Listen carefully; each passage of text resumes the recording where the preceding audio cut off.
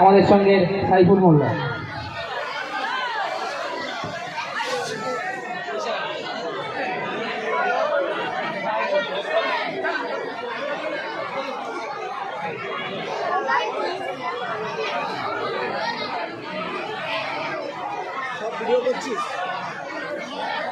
Abdul Basim খাকে batch পড়িয়ে সম্মান দিচ্ছে আমাদের মঞ্চের আমাদের সদস্য নাইট। চলে এসো।